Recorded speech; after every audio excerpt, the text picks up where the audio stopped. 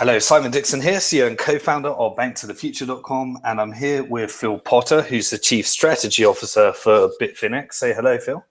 Hi, Simon. Thank you for having me. Pleasure. So much has happened in Bitcoin over the last coming weeks, months, and I guess it's been built up over 3 years. What I thought it would be great, given that Bitfinex is putting together some really interesting solutions for people that own Bitcoins, and are going to have to go through and navigate this interesting time that we're having in Bitcoin, is just some educational pieces on what's actually happening, so people are aware, without going into too much detail, and then also some of the solutions that Bitfinex is putting together, so that investors that hold Bitcoins can protect themselves in what potentially could be happening. So just before we do that, Phil, do you want to just give a quick background on, why and how we have reached this situation where Bitcoin is being debated, and there's some technical things going through, and what do people that hold Bitcoin need to know if they're not necessarily following all the news? Right. Well, so as you said, yes, this problem's been going on for a few years, really, or people have been talking about it for a while, and now it's coming to a head, and it's a so-called scaling debate. The question is, and the questions are, how to improve the scalability of Bitcoin. And what's happening is, because Bitcoin's been really successful, there's a lot of congestion on the network, the network that confirms transactions, and so as a result, we've seen an increasing, at times, backlog in transactions and increased fees for getting those transactions prioritized. And we have been stuck in a kind of a stalemate, because there's basically two camps that look at these solutions in two different ways. There's one camp that believes that we should be doing something called a hard fork, which is basically a software upgrade that everybody has to do in a coordinated fashion at once, to basically change the size of the blocks, so to speak, that where the transactions confirm. Or there's another camp that believes in doing so-called soft fork upgrades, which are safer, compatible upgrades that can be done without everybody having to upgrade at once. So many regard that as a safer approach, but the scaling that can be achieved through that is not quite as dramatic as it could be through perhaps a hard fork. So it's two different philosophies kind of duking it out, and unfortunately it's led to something of a stalemate. And that stalemate is now kind of engendered something of a sort of pitched battle, if you will, between the Bitcoin Core group that maintains the reference client for Bitcoin, and a group called Bitcoin Unlimited, that have the backing of a lot of the Chinese sort of quote unquote the miners in China, have been backing that implementation, and that's where we are today. So it seems we've got a battle between two implementations or two versions of Bitcoin, and I guess all the developers that have been working on the Bitcoin that we know today being Bitcoin Core, and then these differing views happened, and then people, I guess anyone, because Bitcoin is open source, anyone has the ability to download the code and then start churning out their own version and making changes. That's right. That's right. And the hard part is that when those changes create so-called changes in the consensus rules, the software running on both, well, how do I say this? The blockchains associated with those implementations may not be compatible, and this is why to do these types of non-compatible upgrades or changes, you'd have to kind of convert the whole network over very quickly in a very coordinated fashion, which is what, when you have a sort of a consensus-led or community, where there's broad consensus around a hard fork, not so hard to do. This hard fork, however, there is a lot of controversy and contention around it. People feel very strongly about their arguments on both sides, but the Bitcoin Unlimited side appears to be trying to force the issue through a mining majority and trying to basically hard fork the network in that regard. And I think they believe that the whole network will sort of eventually follow them, or that they'll be able to take some type of aggressive action to get the whole network to follow them. It's unclear, but we're basically on the, it feels like we're on the eve of somebody about to make a move here. And so we wanted to, as an exchange, we wanted to make sure that we are ready for that, that our customers are ready for that, and that we also were able to provide products to allow people to trade that. Okay, yeah. So I mean, there's a million things that we could go into and that are being debated around the internet around those issues. But what it seems like is Bitfinex has reached a view that we're now at the point where there may be these two different blockchains, and there's these two different versions of Bitcoin. And right. if there is, you're starting to put together some kind of solution for people that have Bitcoins to be able to protect themselves so they don't end up in with the wrong chain, as it were. Right. Well, we went through this with Ethereum, right? Ethereum had a hard fork, and then we thought that was a consensus, that there was consensus around that, but it turns out that a lot of people wanted the coins from the old chain. So I had a lot of customers call me up and say, I want those tokens, and I need to. So we had to preserve those tokens. And not only did we have to preserve it, but then we had to set up all the walleting for it, because we had to let them be able to withdraw them, presumably. And then if we get that far, and then we could show them the balances, allow them to move them around and withdraw them, presumably deposit them. Well, turning on a trading pair is that's 5 minutes of extra work. So there you go. That was the birth of Ethereum Classic, and the problems. And we seek to learn from the whole industry wants to learn from mistakes that we made there. And the first one was assuming consensus on the forking event. So we put out a joint statement last Friday, signed by 21 exchanges, basically stating how we planned on handling such an event from purely from sort of an operational and technical standpoint.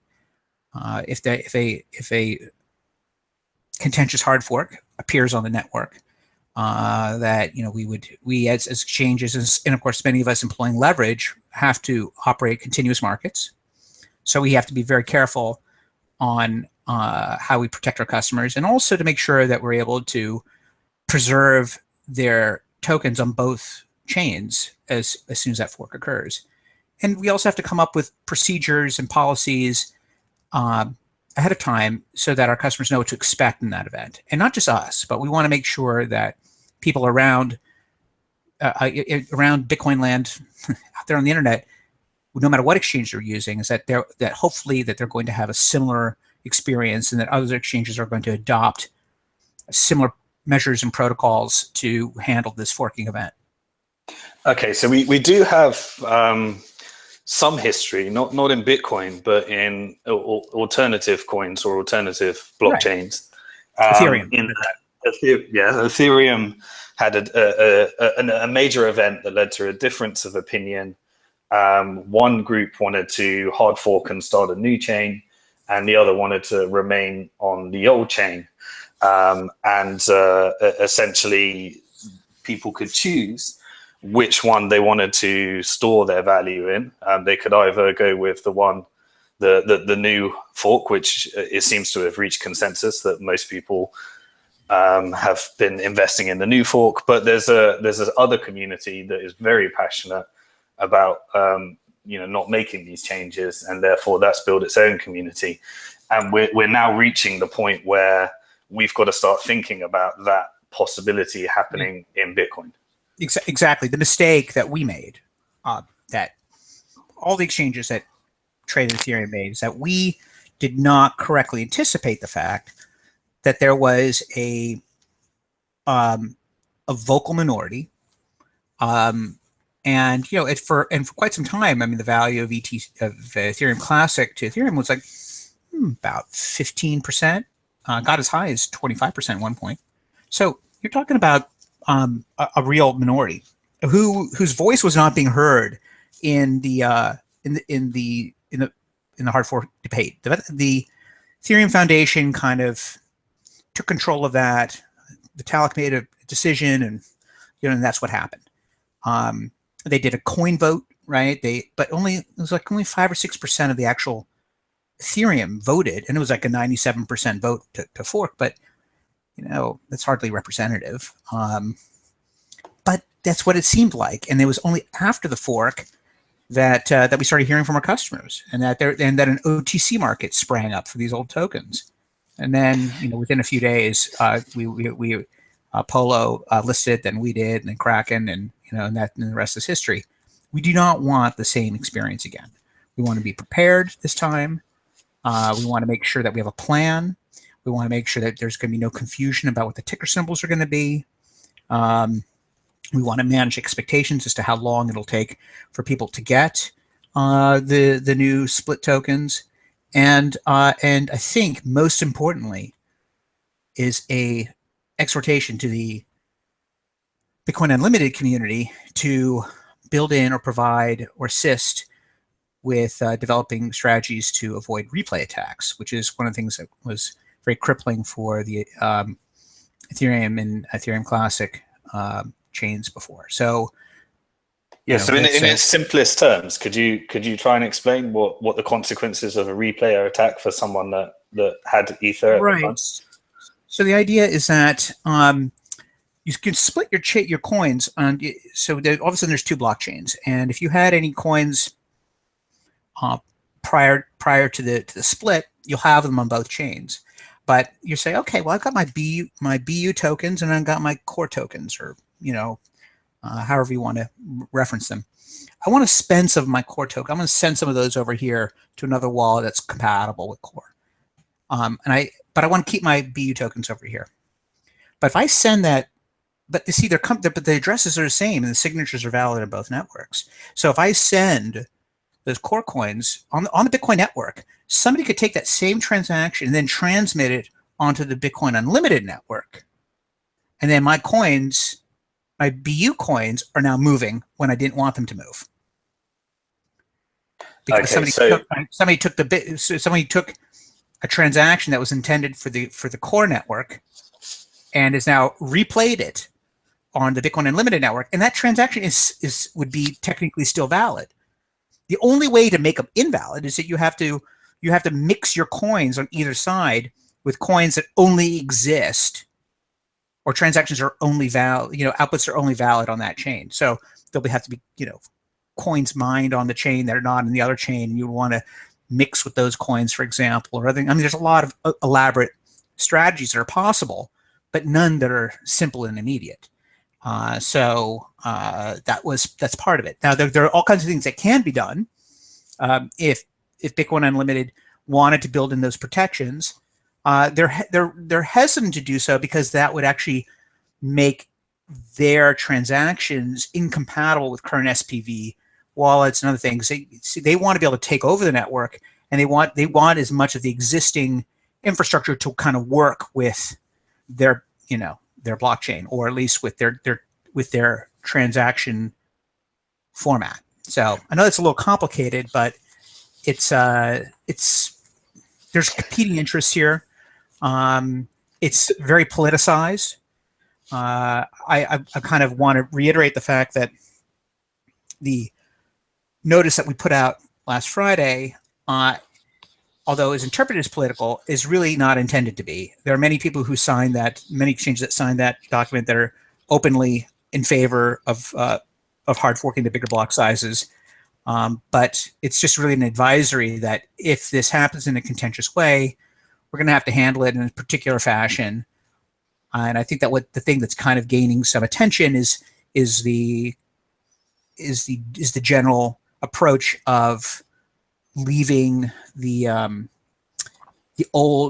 core implementation with the same ticker symbol that it has now, which is a BTC as it is on our exchange, and then the new fork would have to be treated as an altcoin. We're not saying that we considered it an altcoin. I mean, if it wins, we'll consider that Bitcoin, right, so to speak. But we have to kind of treat it as an altcoin. We have to give it a new ticker symbol, and we have to kind of treat it as a separate asset on the platform. Okay, so I guess we've got the opposite of what we saw with Ethereum. So with Ethereum, there was a blockchain. Right. There was this contentious event, and it was actually the foundation behind the original chain that wanted to, make this change that some disagreed with and others agreed with. And so they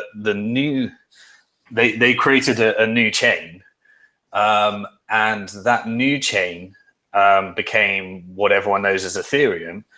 But the original chain was by many in their mind was considered an altcoin, even though it was the original chain. Now in Bitcoin, we've got the opposite. We've got the core developers that want to continue upon the path that we currently have, but we have this new implementation that in the world of how our minds work and the history of blockchains, we would consider an altcoin because and the challenge with that is that when one of the blockchains is considered an altcoin, it's often thought of as an inferior coin or something like that. So no, I want to be clear. Okay, yeah. Treating operationally and technically treating something as an altcoin when it comes to ticker symbols, databasing, charts, interface, wallets, operation, whatever, that's one thing. But I want to make it clear that we do not philosophically necessarily we do not consider this an altcoin per se. If it ends up with a majority hashing power, and if the markets also agree and give it a price, that ultimately kind of dwarfs, the existing implementation of core, then we will all consider that Bitcoin at the end of the day. I'm pretty sure about that. There's now questions about, well, will we swap the ticker symbols or not? That is actually a pretty substantial technical challenge, which probably goes beyond the scope of this discussion. But I'm a database guy originally, and I have to say it would be all kinds of things will break if we just simply change ticker symbols. So if Bitcoin Unlimited wins, I envision a future where the BTC ticker dies, and let's say it's not BTC everywhere. Like at other places, Kraken, it's XBT is their ticker, for example, for Bitcoin. That the BTC ticker, that the price kind of goes to zero over time, and BTU, that's the Bitcoin ticker now. I mean, the description next to the ticker will be Bitcoin, and the description next to BTC will be something like Bitcoin Legacy or something like that, or Bitcoin before, and maybe there'll be some agreed upon approach where you will have API calls that when you get the price history, that it actually adds both of the price histories together to give you the true price history of Bitcoin, maybe. Or I don't know. I don't know how that plays out, but they have to have their own histories, and then to swap the symbols is going to be quite a challenge, although not impossible. I mean, if it really mattered to the community and BTC, the Bitcoin core chain, was dead, then yeah, we'd consider it. But we'd have to do it in a coordinated fashion, coordinating all the exchanges around the world to do something at a particular time, so as to not completely screw up everybody's bots and arbitrage and this and that. It's good. It's not a small task. Yeah. So the announcement that the exchanges, including yourself, put out was, an appeal to the developers to make sure that if this split happens, there's no, these are two separate blockchains and there's no replay attack. And that's something that only the developers can decide how to do that. Well, what we basically said is that just because there was a lot of question about, well, that, at what point do they become BTC? right? I'm like, well, I guess the point we wanted to make is really not for the foreseeable future. The existing implementation, even if it becomes valueless, will have the ticker symbol BTC. This one will have a new ticker symbol, BTU is the one we're agreeing on, or XBU if you like that prefix. And so it was basically in explaining, to the community that this is how we were going to handle it, and that more importantly, if they want us to list the BTU asset quickly, then building in replay protection would be absolutely necessary. And in some cases, some exchanges may not even run the BTU implementation because of the replay issues. It is going to be very, very challenging to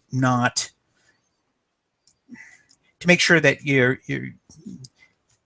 that we're able to make sure that we can preserve the assets properly for our customers on both chains. That will be challenging. So we wanted to get on the same page about some operational and procedural things, and that was really the purpose of that announcement. I think that a lot of people are reading too many politics into it. It's really just a technical and operational statement that we wanted to get out there. Yeah, well, there's no announcement in Bitcoin without people reading into the politics and the conspiracies behind it. So I think we're used to that by now.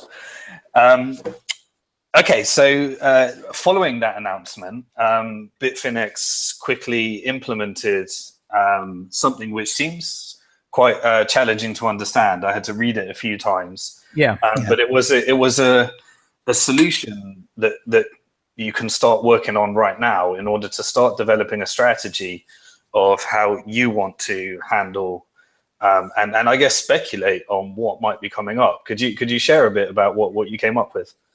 Right. Well, I'd like to preface my remarks by saying that we, Bitfinex, we try to innovate, and we try to, and in this case, we wanted to find something that, yes, as you say, that allowed people to express a economic viewpoint on what's going to happen with this chain split. I will say the product that we've created is not perfect. Okay. But it was the best one that we thought that we could do with the consultations that we had. We've talked to many people about this, about how to structure it and how to write up the terms and what have you. So the concept is this: is that you could take a Bitcoin and that you can split it into two tokens that represent, they're kind of the constituents of that, the future constituents of that Bitcoin, which is to say, if the chain splits in the future, and there's a Bitcoin Unlimited chain and a Bitcoin Core chain, that you'd have Bitcoins on both of those. Well, these tokens represent your interest on those two chains, so you can split into these two tokens, which are nothing more than kind of a database token, right? Like the BFX tokens, and you can at any time recombine two of these tokens and take the Bitcoin out. So it's not really a future. It's not really a prediction contract either, per se. What you're betting on, and then, by the way, if by December 31st, 2017, no split occurs, then the BTU tokens or the Bitcoin Unlimited tokens basically, become worthless because there is no chain to give you tokens, to give you any coins on. And then the Bitcoin Core tokens will get all of the Bitcoins that have been locked up in this product. Okay, so breaking that down a bit more. So I've got some Bitcoins I currently hold in cold storage, and I want to start implementing a strategy with some of those coins, let's say.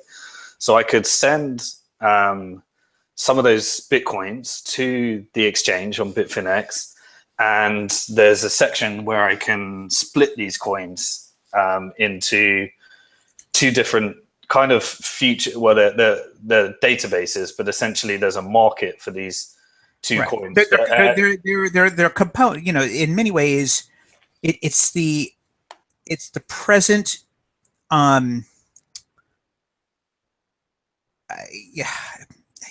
It's hard for me to sort of get my arms around exactly how to describe these, except to say that they represent kind of like the present present embodiment of a potential future state of the blockchain. We can envision a future with two potential chains. So Bitcoin would be split across those. So we're assuming that event is going to happen, and we're breaking your Bitcoin into those two tokens. And okay, go ahead. What's the name of those tokens? So I put in. We call them BTC. We call them CSTs. We call them chain split tokens. Okay. So you can put in one BTC, one Bitcoin, and out of that you'll get a BCC, which is a Bitcoin core coin, and or a BCU, which is a Bitcoin unlimited coin token, token rather, I should say.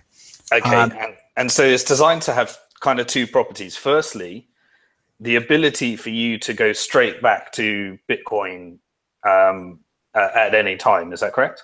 Correct.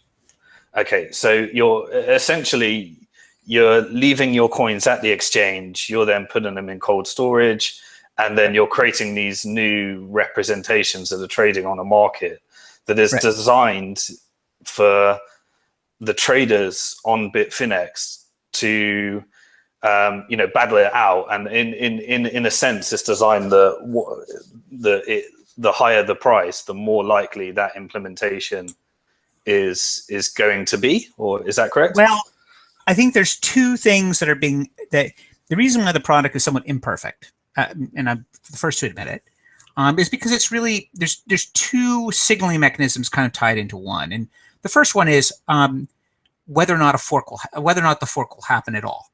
Okay, if it doesn't happen, the BCU tokens go to zero, right? And then secondly, if it does happen, what is the potential value of those tokens vis-a-vis the other chain, right? So the signaling is, I think that traders are it's going to take a while for people to figure out exactly what the right pricing model for something like this is going to be, because you're signaling to really two separate things. What do you perceive as the value of that chain, and it's also whether or not there's going to be an event at all, right? So there's going to be sort of a time premium element here. Like right now, when I look at the prices, and at this time right now on roughly around 9 p.m. on Sunday night of 19th Eastern Standard Time, they're trading at $220 versus the core tokens at $752. Now, does that mean there's a 22% chance that there's going to be a fork, or does that mean that if there's a fork, the market's going to value those at $220? So I think traders are going to have to figure out for themselves what that means. I mean, I think that the contract terms are clear, but we've never seen anything like this before. So I think we've invented something new here, and we hope that the market finds this as some kind of useful prediction tool. It remains to be seen. We may come up with better contract specs and launch some different type of contract potentially, but we also want to make sure that this is not really a future or a derivative per se. It really is a Bitcoin. It's just we basically split it into two facets and allowed you to kind of trade away part of its character in a sense. And is the combination of those two prices is that similar to the current Bitcoin price we know today? It is, and we are going to be adding the create and split function to our APIs by tomorrow. So the arbitrage bots will have everything they need to make sure that there's no strange pricing stuff, because it's free. I should point out that it's frictionless and free to convert back and forth. So at no point should the bids if you added the best bid price on both BCC and BCU, it should not be higher than the offer price on, say, on BTC USD. So otherwise, it's a clear arb. I mean, you'd have to pay the commission on the BTC USD trade. You have to pay the commissions, but the conversion's free. But once this gets a bit more liquid, traders can arb out any of those opportunities. Well, like I said, I mean, I expect to see bots doing this within the next couple of days. Yeah, and I know you've just released it, but what's the liquidity like in the the opening hours? Poor. Yeah. I mean, it's picking up. I mean, in the last, so we've just passed the 24-hour period since we launched these things, and we've had a total of looks to be about almost 2,000 Bitcoins traded across the 4 pairs. So, I mean, it's not insignificant, but it's not it's nothing compared to the 40,000 Bitcoins we've traded in the last 48 hours. So yeah, but it's just started. We launched it on a weekend, so we'll see. But I've gotten a lot of positive feedback. I've also had a lot of Bitcoin Unlimited supporters ask me to make some in retrospect, some fair language adjustments. I feel like the language and the terms and things like that could be more neutral. And we're actually working on doing that. And there's been some people who've been actually very helpful in that regard. And we're not trying to put out a fundamentally biased or political product. We just want to give people the ability to express an opinion. Again, I'm not sure what opinion it really expresses, because like I said, there's 2 signals here that are being shaped into one, and that may be a flaw in the product, or maybe we figure out a better way to do it down the road. But we felt that we had to do something. There was nothing in the marketplace, and I think that's important. And I think people have been kind of don't know quite how to handle this because, well, I don't know. I mean, maybe Bitfinex will launch a future. Maybe some of the other exchanges will copy what we're doing. Wouldn't be the first time, and we will find out. But we need some kind of price discovery mechanism for what I would call the economic majority, right? I mean, the idea is that the people that should be deciding on whether or not hard forks happen, in my personal opinion, should not be miners deciding by sort of like by the might of their hashing power. I think that they decide longest chain when there's no break in consensus rules, but deciding longest chain between 2 sets of consensus rules seems, well, we're just in uncharted territory, I think. And I feel like we need some way for users to speak, and we don't really have that. We have the owners of various companies. We have the core devs. We've got the Bitcoin Unlimited guys, and we of course have the miners. And which is one problematic thing about mining today is it's highly centralized. There's clearly a cartel there, and there's mining that's essentially controlled by a handful of people, and that's troubling. It's a surmountable problem at the end of the day, I think, for Bitcoin. But for now, it's troubling, especially when there's a lot of saber rattling going on, and it does feel like we're on the brink of it feels like the Cuban Missile Crisis or something. Yeah. But we'll see. I'm hopefully products like the CSTs will help give people extra information about whether or not people think that this is a good idea or not. Okay.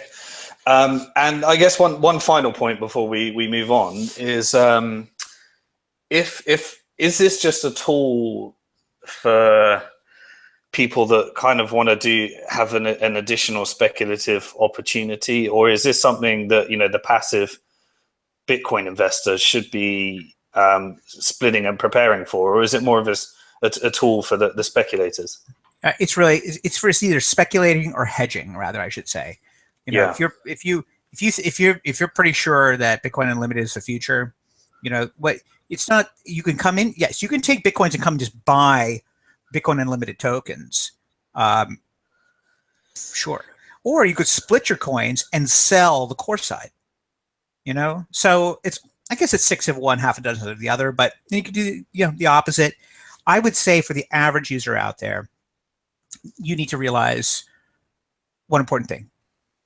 If you're holding your coins in cold storage, or if you're even holding them on our exchange, when the dust settles, you will have coins on both chains. You'll have twice the number of coins. The only question is going to be whether or not the total price of those 2 coins is greater than what the price of the single coin was before. And with that, we don't know. And so if you're concerned about that event, then maybe you hedge yourself out and sell and then rebuy afterwards. I think we've seen some of that. I think we've seen some pretty heavy selling this weekend, and the prices also recovered somewhat. But they're definitely people that are saying sell now and buy back later when the dust settles. Maybe it's that's certainly a factor. But if you're a long-term holder, I don't think there's anything to really worry about. Well, anyone that's been in this for a while, in the past, some of the announcements that Bitcoin's had over the last few months would have driven the price so much more than it is now. We've had the exchanges in China have withdrawals taken up. We've had the SEC. I have a lot of thoughts about that. The Chinese situation is I always felt like, and I always knew because I'm an exchange operator and I know my customers, I see where the flows are coming from, and I always would scratch my head about this notion of 95% of all trading of Bitcoin happens in China, and of course every mainstream financial media outlet picks up that fact. And I'm like, wait a second, there's no fees, and it's just clear. Just wash selling going on all over the place, which is not illegal. All right, it's not illegal, but it is in every regulated market around the world. Wash selling is illegal. So when you have no fee trading, there's no Adam Smith's invisible hand to prevent that type of thing from happening. So I always believed that the real demand was actually substantially lower. And when they've had to implement fees, and withdrawals are still happening, we could see that the emperor had no clothes. The actual trading volume was actually way less. We all of a sudden became the biggest exchange in the world by volume. We always knew we were the biggest in terms of revenue generation. We always knew that because we charge commissions. They're competitive, but we know how much money we're making on our commissions. And when we look around, we've believed for quite some time that we're probably the most profitable Bitcoin exchange on an operating basis. But now this proves it. And I think that furthermore, once the volume dried up and then they halted withdrawals, it wasn't that big of a deal because at the end of the day, China really does it when it comes to trading and trying in price discovery. Those spot markets never really mattered, or shouldn't have mattered, or we shouldn't have been paying attention to them in the first place. And now, that's it. So I'm sorry about interjecting there, but I feel like I always have to grind that axe. Sure, yeah. Well, I've been doing a lot of tours, because I live in Hong Kong. It's very easy for me to go to China, and I've been meeting a lot of the real heavy traders, the miners, to get their perspectives on what's happening. And one of the bits of feedback that I've been receiving is that you seem to know your traders and you seem to have a relationship with the traders. So, if you didn't know who these traders were that were trying to be doing 95% of the volume in China, it's very unlikely that there's this massive portion of the market that you guys don't know about, because when I go around China, everyone knows who Bitfinex is. Right. And there are customers. The massive, we have so many customers on mainland China, and always had. Yeah. So So I just and I always but when I talk about like arbitrage customers, who trade everywhere, right? I have customers that are well known to to Kraken, to Poloniex, to us, to Bitstamp. They have accounts everywhere, and they're big traders everywhere, and they'll trade wherever there's some place to trade. But the spot markets, yeah, I don't know. I just think that there was just a relatively small group of people running bots trying to fake each other out. Mm-hmm. Okay, well, we had that. I think the moral of the story is, God, so much has happened. I forget the price action, but I believe we were above 1,000 then. That took us back down, and then we came back up again. And then we had been volatile, yeah. And then we had the SEC rejecting the ETF, which created a lot of speculative drive. I will say about that. I and I think most people. I have a 20-year background on Wall Street, and I've dealt with the SEC for many years. I understand the regulatory processes in the U.S. well, and I felt it was really low probability that they were going to get approved, and most industry experts, insiders basically agreed. I mean, you didn't hear anybody that was knowledgeable about these types of things saying that they thought that there was anything more than a 20 or 25% chance, and I personally thought it would be even lower. But I think that the smart money knew that. So when the trigger happy traders dumped it right afterwards, it got bought up really quickly. Yeah. And I'll tell you, right now, I can disclose this fact, but right now, in late March, I mean, the USD balance is held at Bitfinex, the highest we've ever seen in the history of the exchange. Free cash USD balances. So it's not all being loaned out, right? So that is what we refer to in trading industry as dry powder, right? So it's there, and there's a very strong bid under this market, and that's what we've seen. So people just resumed buying for the same reasons that they were buying since the fall into the early winter and into where we are now, and it's the reason why even after the ETF rejection, we floated all the way up to 1260 and change. It's like, okay, so sure, this Bitcoin Unlimited drama definitely drove the price down, but it's been volatile, and I anticipate that it's ultimately going to trade back up again. There's a strong bid under this market, and we just feel very blessed and lucky that people are choosing Bitfinex once again to execute those really large trades and get the Bitcoin that they need. Yeah, so this seems like it's the third wave of 2017, and we're only in March at the moment, and it's set to be a major year. But this seems like the one that's most least understood and requires a bit more technical understanding. But you're saying that there's a lot of USD. The user case of Bitcoin as a store of value, which has evolved over the last few years, seems to still be as strong as ever. But this is going to create a bit of uncertainty. It is. But the type of customers that we see coming into the market, we are doing more and more corporate verifications every month, and we are seeing hedge funds, prop shops, family offices, even. We've seen all kinds of people that are just willing to to jump through the hoops and deal with this unregulated marketplace because they want in, right? And certainly, if the ETF was approved, then the price would have gone up pretty dramatically. I mean, that would have been a very out of the money call option that would have paid off, right? Mm-hmm.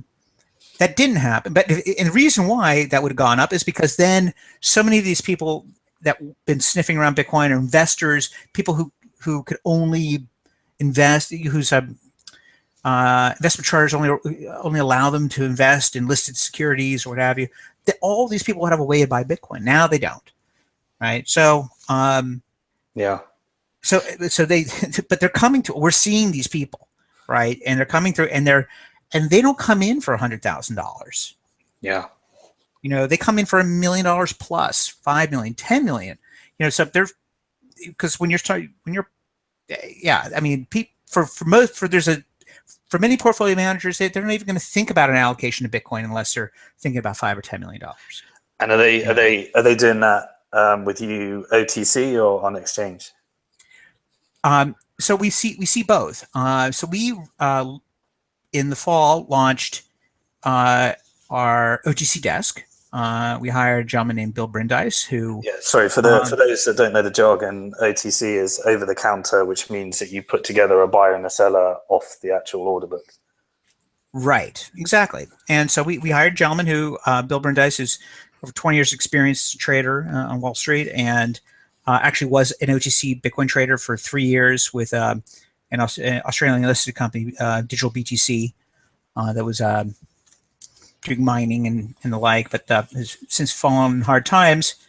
But Bill is somebody I've known for a while, and he came on board finally, and it's been really busy for him. I mean, we have been doing a ton of OTC business with people, and and I think that comes part and parcel with any volatility. But it has been, so there's that is a second way that people can get to us, and in fact, that turns out to be a way that a lot of people that don't want to deal with the idea of opening an account and wiring money and using a new trading interface and learning the jargon and what have you. Sometimes they just want to just talk to a person and get a trade done, and give them the wire details, and and they give us a BTC address, and it's done. So well, it's great to hear, and I guess the blessing from the ETF is that it seems from what you're saying, institutional money is coming in. It's not pension money; it's more prop desks and hedge funds and stuff. But that institutional money is coming, and it's using Bitcoin the way it was designed, rather than adding all these additional counterparties on top. Right. So I think that we're going to see more of that. Yes, I think that the forking risk is going to perhaps be a headwind to the price. But like I said, I think that anyone that's thinking about this long term, I think Bitcoin continues to succeed in the long term. I think that's the investment thesis, I think. So I don't see any reason to doubt that yet, although anything can change. I mean, I have to say the interest in Ethereum and in Dash, of all things. And yeah, well, that's been really surprising, the pump that we've seen in the altcoins. Are you seeing that? My guess is that this all is speculative, based upon betting upon the sentiment that Bitcoin's not doing too well at the moment. What do you think it is? I think that's part of it. But it's worth noting, by the way, that it's, for example, I'm looking at the last 24-hour volume. Only half of our volume comes from Bitcoin USD. Wow. The other half of our volume, is altcoins, which is really just remarkable. They didn't used to be the case. So it's happening, and I think traditionally we've had a smaller share of the market for a lot of these altcoins. I think our share is growing slowly, and that's good. Well, it seems like my experience from the exchanges is that when you guys accept a coin, and once it starts to get the volume, you have the ability to create the most liquid margin market from it, and other exchanges have struggled from that, I think. Yeah, I think that we have a very good lending product. The way it works, people like it. Polo has a system that's very closely mirrors what we do, but I think, well, we invented it. I think that there is some secret sauce in how we do certain things that I think make our market a little more pro lender, and so it works well. I mean, our USD markets are enormous, and our Bitcoin markets are really big too. But they're really getting big for these other altcoins too. So, and we've introduced leverage on. That was something else we did last week. Is that we introduced leverage on Zcash, Monero, and Dash. So you can trade those all 3.3 to 1. And that's actually engendered quite a bit more volume for us too. And as volume begets liquidity begets liquidity in this industry. So.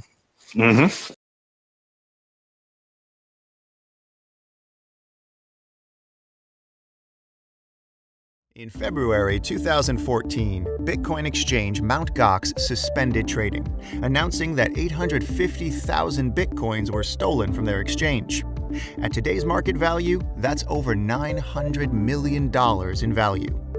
No customer has ever received any funds back.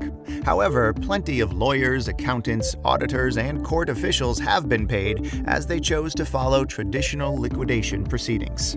On August 2, 2016, Bitcoin exchange Bitfinex reported that nearly 120,000 Bitcoins, representing approximately $72 million in value, had been stolen from their exchange. Bitfinex handled the crisis differently. They decided to use financial innovation as an alternative to traditional liquidation proceedings. They took the value of all stolen Bitcoins and implemented a 36% haircut on their clients' deposits, along with a promise to repay them in the future. This promise to repay took the form of a digital token that traded on the market or could be held for future repayment. Each token represented $1 to be repaid in the future. Those that thought this promise to repay was worthless were able to sell it. This gave clients the ability to speculate on Bitfinex recovery and ability to repay. The most skeptical sold their promise to repay for 30 cents on the dollar and walked away with approximately 75% of the funds recovered. Bitfinex started to pay down some of these promises at the full value of $1. As they started to implement new security measures, more and more customers returned to trading on the exchange, giving Bitfinex more revenues to repay more promises, and the market peaked at over 82 cents on the dollar. At Bank to the Future, we watched the disastrous consequences of the Mt. Gox theft and watched in amazement as the Bitfinex team chose a different path. We wanted to do our part to help investors that believed in the recovery of Bitfinex and set about working with the Bitfinex team to allow victims of the hack to benefit from any upside thereafter. We worked with the Bitfinex team to create an accurate representation of the business's current situation and their future projections, and allowed qualifying investors to convert their promises to repay into equity in the company. Investors could redeem their promises at the premium market value of $1 and receive $1 of equity for every promise they swapped for Bitfinex equity. At the time of this recording, over $36 million of the $72 million promises to repay have been converted. Investors now own up to 40% of the equity of one of the most profitable companies in the Bitcoin sector, with all the dividends and exit proceeds that may come in the future for as long as they are shareholders. While the full recovery is not over, and Bitfinex is only halfway there, in less than half a year, victims of the hack have many options to choose from, and the most skeptical have recovered approximately 75% of their funds. Other speculators have recovered over 100% of their funds. Bank to the Future is the world's largest online investment platform of professional investors, all investing in the future of finance and technology. At Bank to the Future, we believe that the future of finance looks very different from the past. If Bitfinex makes a full recovery, we've made financial history that will be read about in economics textbooks for years to come. The history is still writing itself, but this may be the story of how financial innovation outperformed traditional liquidation proceedings by an order of magnitude. We look forward to bringing more financial innovation and technology to investors, only on Bank to the Future.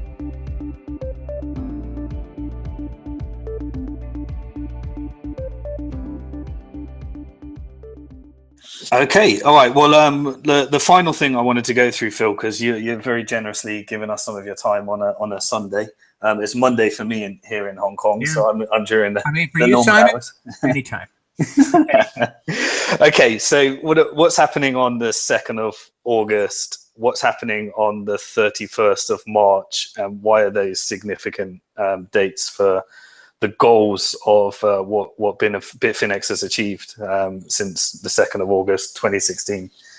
Well, yeah. So we had that really incredibly debilitating attack on August 2nd, 2016, which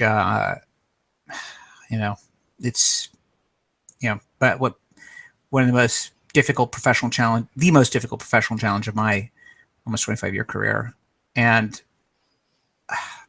but I have to say, I am just so proud of my team and so deeply grateful to so many of our customers who are deeply affected by this hack and financially affected, and who have chosen to convert their tokens into equity. And so far, we've had 44 million, over almost 45 million. Actually, the real-time number is actually even high. I can't give you an exact number, but I think we're getting close. We're coming in close to like 48, 49 million now. Well, on BnkToTheFuture, just the last couple of days, I think we've had another 500,000, almost 500,000 converted. So yeah, I mean, this is the fastest rate BnkToTheFuture has converted anybody since the beginning. I mean, so it's pretty remarkable. I think that what's happened is that we've proven that we can be number one again, and I don't think that was very uncertain in September.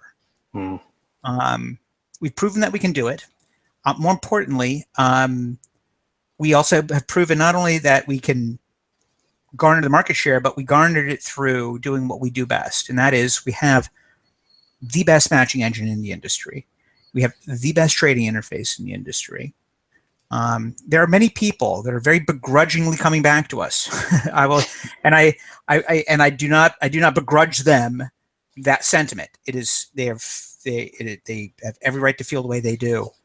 But I think that through all this heavy market activity, all of our customers have had problems, and I have to say, for the last since the last time we had downtime was when we had planned downtime back in what was it, I think November or something like that. When we had some planned maintenance.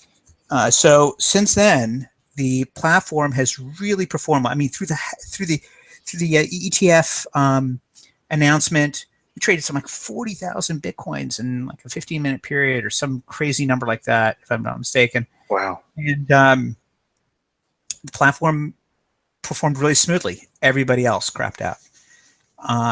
And so there's that. And when you have good uptime on your platform, you get even more volume. And I think also that we've accelerated the redemptions. So there's two things going on there. The more conversions that occur, that means there's fewer tokens outstanding. So that if we have a good month, the amount that we redeem as a percentage of the remainder keeps going up, right? So if I redeem $1 million of tokens every month, the percentage goes up every month, right? Because the remainder gets smaller and smaller, the denominator. Yeah. So we did 5% last month redemption, and I have to tell you, it's looking very much like the number will be over 10% this month, if not 15 or more. Wow. I don't, so it's pretty easy for people to approximate our revenues because they can make some good guesstimates, but I think this month will definitely net over $3 million. I hope, but I think that's the trajectory, and that'll be a record month for sure, and by a good margin.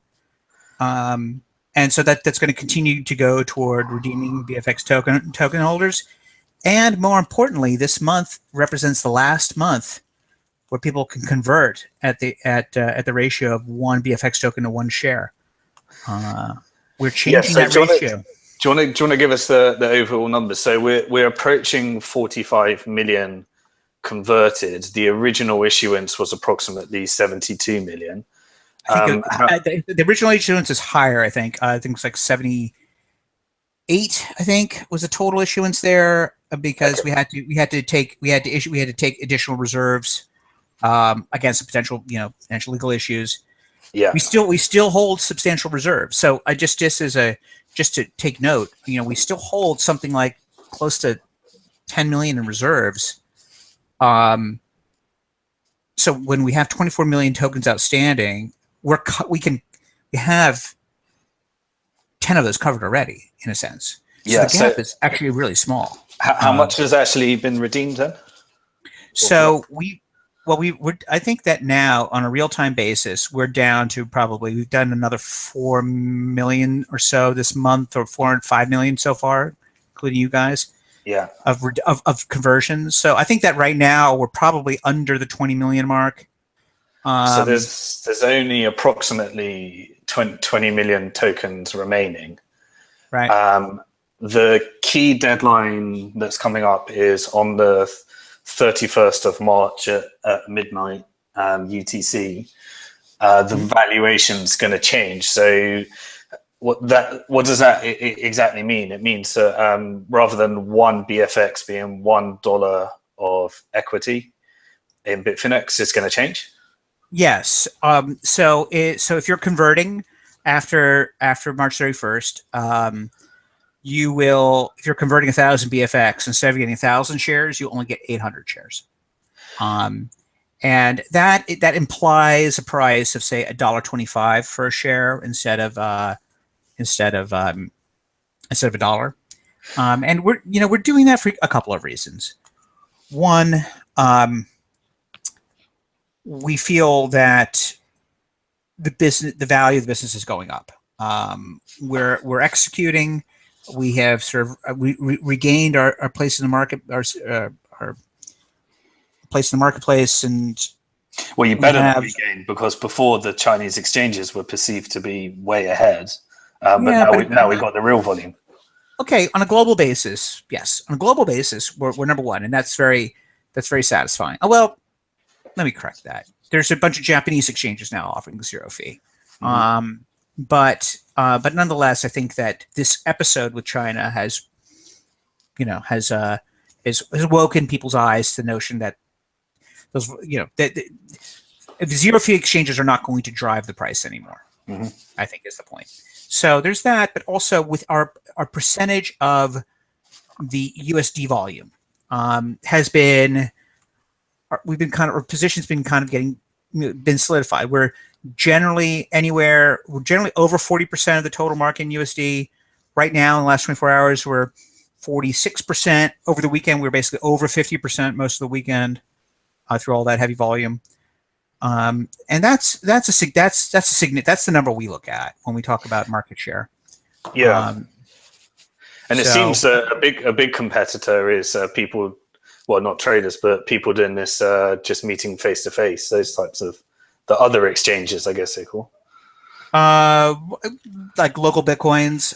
That's yes. That in OTC trading too. I mean, we don't know what those numbers are, but I mean, a lot of those guys are my customers, and they tell me that maybe 25 to 30% of the market's actually OTC. Mm-hmm. So that's a staggering number if that's true. That's a lot. So we got the price. Does that mean that the existing investors lock in a paper profit because they invested at $1 and their shares are now worth $1.25? In a sense, yeah. Okay. So for those that have converted before then, they're getting that valuation, and the valuation goes up afterwards. Which is reflective of what's happened. That's right. So it's I mean, people have to convert at that new valuation to establish that valuation, but I think conversions will continue. And there's and then lastly, I think what is exciting is that we're pretty certain at this point that we will have retired all these BFX tokens before the 1-year anniversary of the hack, and that would be a very gratifying goal and achievement if we can do that. And then that means we can begin paying dividends. If we could pay dividends with this month, the implied dividend yield would have been something like 16%. On our current month's profits. That's on an annualized basis, that's a pretty big number. So, which is one of the things that sort of prompted this idea of doing a valuation increase. So we're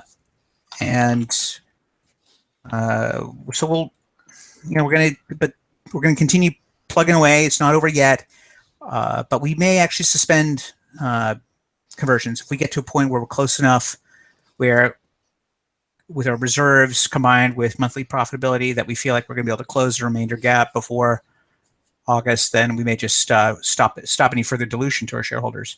Yeah, and what's happening on the actual market? Because obviously the opportunity to profit from the price increase in BFX token has almost disappeared. So we're at 97 cents on the dollar, I believe. Right. Well, one question people speculate on is, well, can it go over $1? It certainly can. We'll continually redeem them at $1, but intra-month, I certainly expect that we'll have situations where it trades above that price because people want the equity, and so they're going to convert before they are face sort of the negative impact of having the redemption done on them at $1 when they bought it for $1.10. Right. So the scenario in which it could trade above $1, either they think there's some speculative opportunity where it trades at a premium, or they've left it late, and the only way to get equity is with BFX tokens. So they'd have to pay slightly above $1 in order to get the equity if they left it to the last minute. That's right. I mean, if people, and it's really just a question of the market's perception of the value, So, there's a couple of other things that I think are worth mentioning too. I've made mention of this in the past, but this is a project that we're definitely working on, which is something we've been starting to work on with you. Is that we have an intention to be able to create a private market for the equity after the BFX tokens are all redeemed, and it's a complex process, but it's one that we've been working on. One that we'll initially be able to offer to our direct shareholders. Of course, those are the people that are converting, several 100,000 tokens. But Simon, as we've talked before, we're working on a way to get that the SPV, the Bank to the Future SPV holders to potentially be able to participate in this market if we can, as we continue to work out that mechanism, which I think would be really exciting for. All the shareholders. Well, it's secondary market's certainly been on the roadmap this year. And we're going to make that happen. And in fact, that's one of our strategies for also trying to find ways to diversify Bitfinex away from crypto per se, right? So I think that we have a really great platform for trading. We have all the back office. We've got the banking. We've got the walleting. We've got the interface. We've got the security. Which has been dramatically upgraded, since the event of last summer. But we have all of this, and it seems like we can. And now we're listing non-crypto stuff, right? I mean, we've got the BFX tokens, the RRTs, these chain split tokens. These are just leveraging our existing infrastructure and interface. So I see no reason why Bitfinex can't get into the market of providing exchange services for the hundreds of companies, frankly, that have emerged as a result of crowdfunding, especially where you have small startups that have hundreds of shareholders, if not thousands in some cases, of people that would dramatically benefit from being able to buy and sell from one another, in a vetted private market. Of course, there's many things that, there's a lot of secret sauce in making that work properly. But that's something that we're working on. It's a project that we're really excited to work on with you, Simon. So Yeah. Well, we'll see how that turns out. But that's another area that we feel that Bitfinex can go into, which is really has nothing to do with crypto, right? Well, yeah, and one thing that seems to be emerging in the market right now is I think Brock Pierce is going to be setting the bar for what an ICO can look like legally right now, and that's probably going to have a big impact on the ICOs that are not necessarily following securities regulations. So we're at an interesting time where we're going to see, once a regulated ICO has been done following regulations, I'm not sure what the implications that has for the ICOs that aren't following those regulations. But we'll see. I don't know. And I honestly know that Brock is working on this. It's not clear, it's all in a very theoretical phase right now. I mean, yeah. It's in the press release phase, right? But the biggest problem, and this is something that you and I have discussed before, is this issue of not that you can't issue it on the blockchain. It's a question of being able to know who your shareholders are at any time. So, not because you want to know necessarily, like you may not care. Let's say you have a company, you may not care who the shareholders are. Let them be anonymous. I think that's dangerous, but let's assume you don't care. Okay. The problem is that you should care because you need to know the jurisdiction that those people are in. Because just by virtue of somebody owning your security in a jurisdiction in which you're not supposed to be offering securities, even though they didn't get it from you directly, they got it through the blockchain, you are now liable. So as an issuer, so that's a hard problem to get around. I don't know what kind of secret sauce Blockchain Capital has for that. And maybe they don't. Maybe they're just in this exploratory phase. Yeah, one of the things I see people doing is they're making the assumption that only the SEC cares. And so they're using the fact that they believe that overseas regulators don't care, which isn't the case, because we had to, when we launched Bank to the Future, we had to implement with over 50 different financial services acts, and we've dealt with regulators from all around the world, so they do care. But the assumption of a lot of these things is that as long as you don't take on US investors, no other regulator cares, which we know from experience is a false assumption. So what it is that I think that the assumption is that other jurisdictions, if you're doing something on a global basis, and other jurisdictions are relatively small, so are you going to care that much about what South Africa has to say about it? When you only have 3 investors from South Africa. Right. It's a question of scale.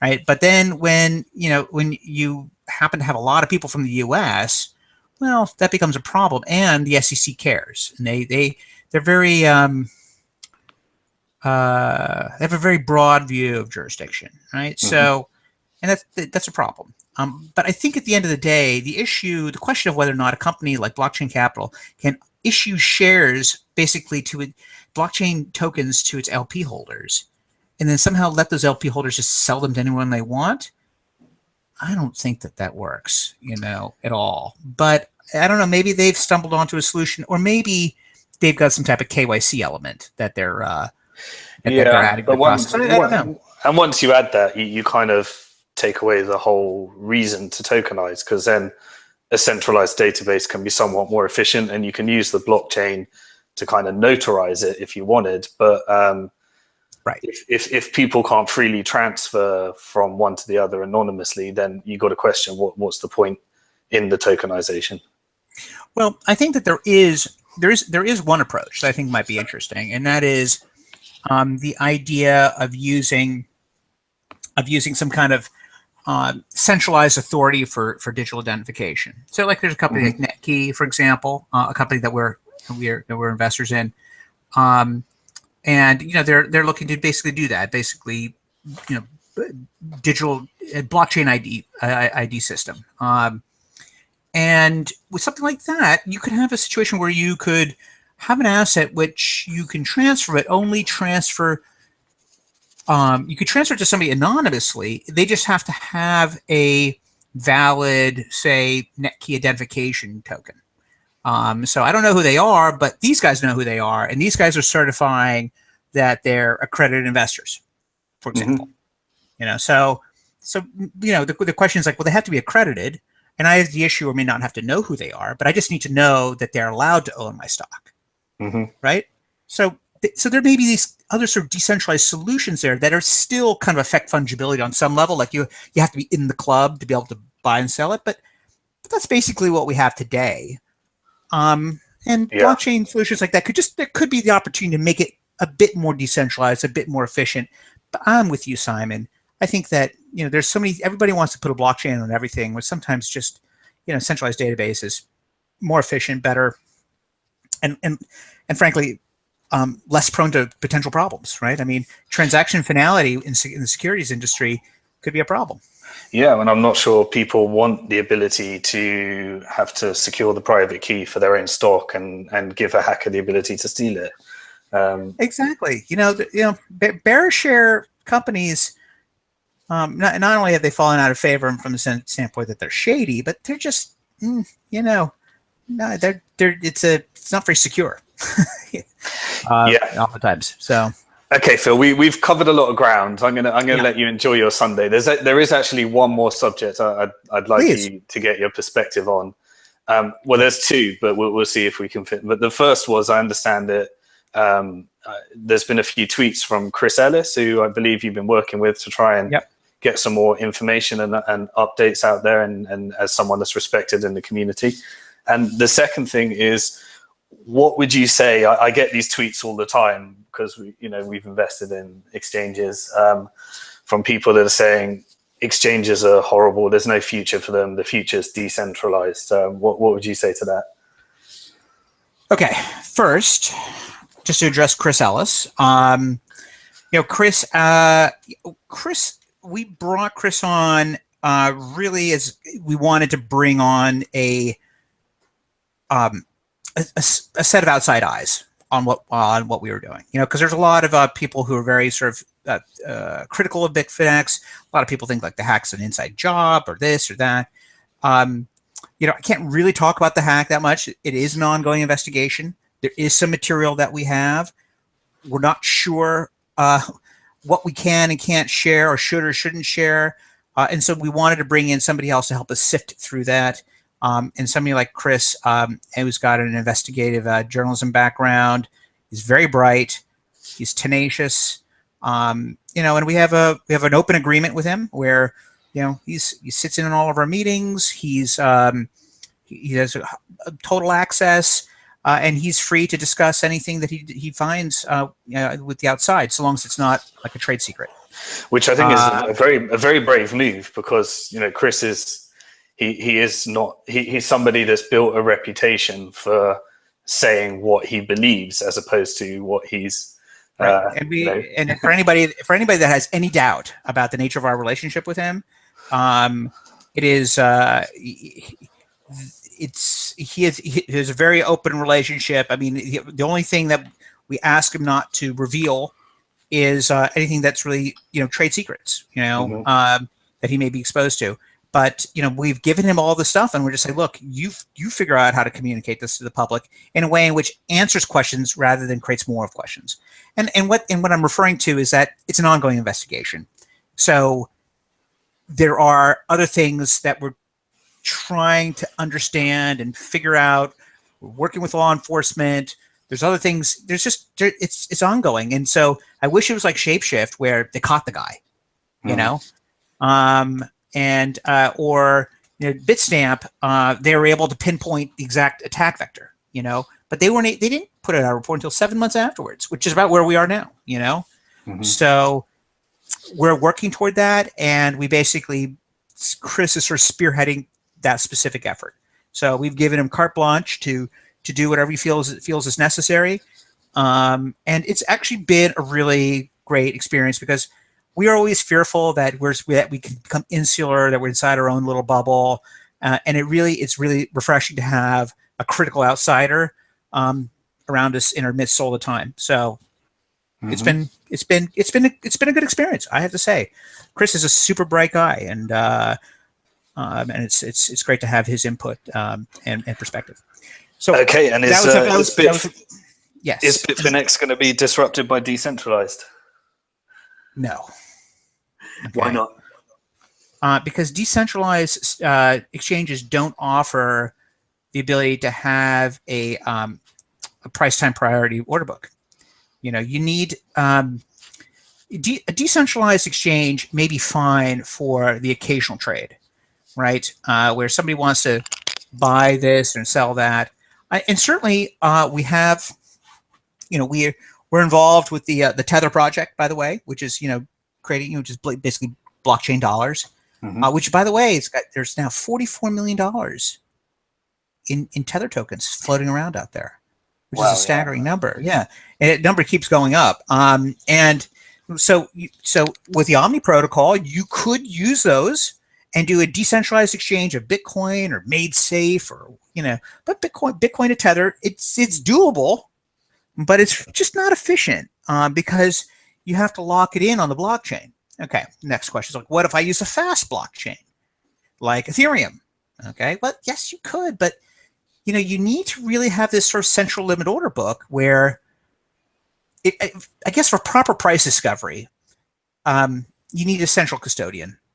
Now, there's ways to minimize the trust there, and we're actually working on developing some. We're working on an interesting partnership that can't quite reveal yet, but with a manufacturer of sort of hardware security modules. So for both use with our customers as well as a interesting internal use case. But we want to be able to remove the trust. One important statistic is this: at the time of our hack, we were custodians of, I think, some 210,000 Bitcoins. 120,000 of those are stolen. But the number of Bitcoins that we actually had to be in possession of to account for all the open, all the Bitcoins lent, all the Bitcoins being offered to be lent, and all the Bitcoins being offered to be sold on the order book, or being used to bid for, say, Ethereum BTC or LTC BTC or whatever, that total number was about 45,000. So if we had a good solution for customers, where we had a solution where we could sweep customer funds, into their own, their own cold storage wallets, or their wallets controlled their own keys or what have you, that they could, that we could dramatically drop the attack surface, right? I mean, if we had something like that in place, and the total number of Bitcoins at risk may have been, a third of what was taken. Yeah. So that's something that we're working on too. So more to come there. But yeah, decentralized exchanges. Yeah, it's just the technology isn't there yet. Maybe someone's going to come up with a clever way to do it, but I think the problem is that there needs to be a profit incentive to develop that type of solution.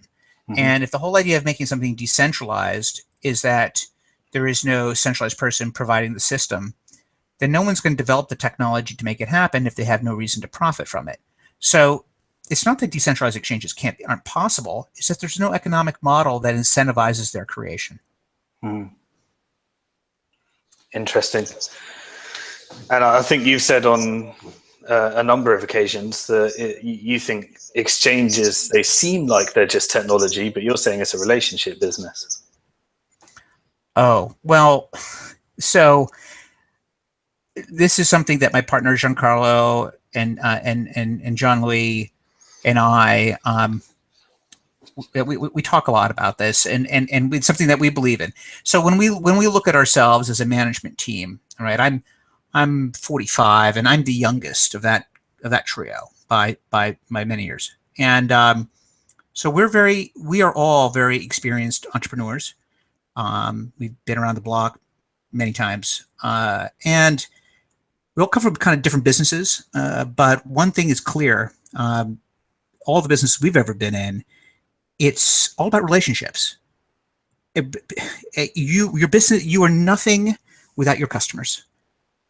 So what do? I mean, I talk to my customers all day long.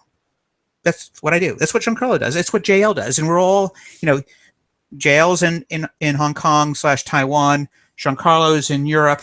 I'm in America. We're covering all the time zones, and we have very communicative, tight relationships with all of our big customers. We're talking to them. We're Skyping with them. I'm in the Whale Pool TeamSpeak, talking to, dozens of my customers there all the time. And I think that connection, and making sure that that traders, even small traders, know that they have access to us, direct access, and it's not just through some faceless, support at Bitfinex.com email ticket, matters. It matters to people.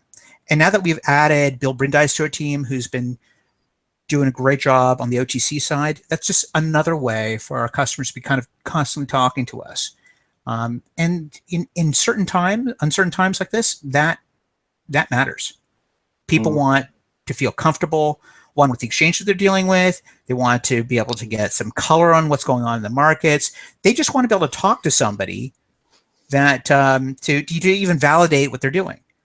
And it's like any financial services job I've ever had. I mean, it's like you talk to your traders, you talk to your customers, your clients. It's what you do. And I think that's lost on other exchanges. I mean, I don't mean to reveal the secret sauce of Bitfinex here, but I just don't think it's in the culture of other exchanges, right? I mean, none of the other, as far as I know, and I could be wrong, but I don't hear about how even our big customers at other exchanges have direct access to C-level people, morning through night. And I think that's one of our great strengths. Well, I remember when just after the hack, and we were working through the pitch and figuring out how we're going to do the conversion. The number of people that I spoke to that were really surprised that they received, Skype messages from, the team, and they were able to have direct calls, and you guys were really on the phone speaking with as many people as you can, and that was really surprising, and I think people really appreciated that. Well, look, we're a relatively small company too, right? We don't have many levels of management built in and the like. We're scrappy, we're nimble, but more importantly, we're just hyper available to our customers. I guess there's no other way to put it. I mean, we are, and we work this business morning, day and night. I mean, that's just how we are. We work on weekends. That's why you have me on Sunday night here. And I've been, and like this weekend, well, it's a busy weekend. I've been working all weekend, but that's what we do. And when it's really busy like this, that's what you do. So. Okay, Phil. Well, I really appreciate the time and the insights you've given. I think this will be a valuable resource and I can't believe we're only on March 27. We've got another 2017 rather. We've got another 9 months of what Bitcoin and altcoins and the crypto market's going to send to us. So I'm sure there'll be another one in 3 months where there's a million new topics that we haven't covered. Well, I look forward to it, Simon. Okay. All right. Thanks, Phil. Take care. Bye-bye. Bye-bye.